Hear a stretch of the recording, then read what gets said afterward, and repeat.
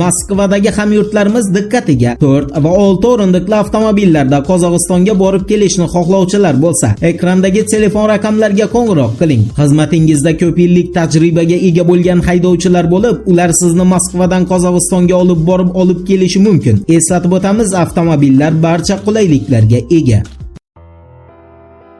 Assalomu alaykum qadrdon muxlis. Siz bilan siz bilgan va kutgan kanal Turfa olam. Buni qarangki, 8-fevral kuni Turkiyaning Ixlos News agentligi o'zini global xabar informatsion dasturida Turkiyadagi zilzilani sun'iy tarzda amalga oshirilganiga alohida e'tibor qaratib, zilziladan oldin kamera tasmasiga muhrlanib qolgan g'alati portlash aks etgan videoni namoyish qilgan. Ixlos Newsga ko'ra, Turkiyaning janubi sharqida qolaversa, ayni dunyoning turli nuqtalarida sodir bo'layotgan zilzilalarning barchasi sun'iy, to'g'rirog'i insoniyatning qo'li bilan amalga oshirilgan bo'lishi mumkin. Shtab kvartirasi Istanbulda joylashgan Ixlos News agentligi global xabar informatsion dasturini zilziladan oldingi portlash bo'yicha xulosa berishiga ko'ra, kamera tasmasiga tushgan portlashlar tasodifan soat 4:08 da olingan va xuddi shu tushunarsiz nurli portlashdan 9 daqiqa o'tib,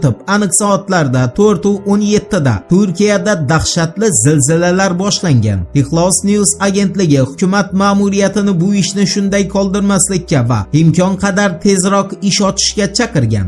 Endi Turkiya prezidenti Recep Tayyip Erdo'g'anning zilzila bilan bog'liq tungi bayonotiga to'xtalamiz. Recep Tayyip Erdo'g'anning zilzila oqibatlarini bartaraf qilish bosh shtabida bergan bayonotiga ko'ra, 8-fevral soat 22:00 ga qadar Turkiyada zilzilalar oqibatida umumiy 9057 nafar kishi halok bo'lgan va 52979 nafar kishi jarohat olgan. Erdo'g'anning urg'u berishiga ko'ra, 8-fevralgacha aniqlangan sonlarga ko'ra, Turkiyada zilzila natijasida 6444 ta bino qulagan. Insonlarning o'limiga esa aynan mazkur binolarning sifatsiz qurilgani sabab bo'lgan. Bundan shunday xulosaga kelish mumkinki, zilzila oqibatlari bartaraf qilingandan so'ng Turkiyada jinoiy javobgarlikka tortilib qamalib ketadigan tadbirkor va arxitektorlar soni hozircha 6444 nafarni tashkil qiladi. Bu sonlarning oshishiga shubha qilmasligimizni eslatib, navbatdagi xabarga o'tamiz.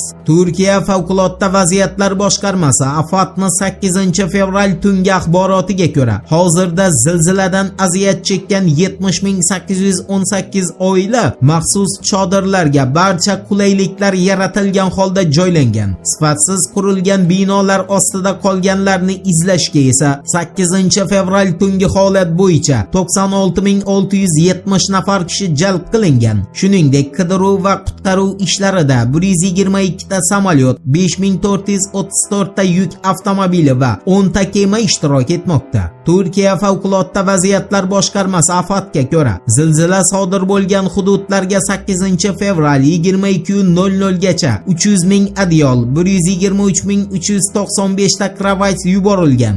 Zilzilani o'ziga kuchli qabul qilgan Kahramonmarash, Hatay, Usmoniya va Malatsiyada 4 ta ijtimoiy markaz tashkil qilingan va ular tunu kun 24 soat zilziladan aziyat chekkanlarga yordam ko'rsatish bilan shug'ullanmoqda.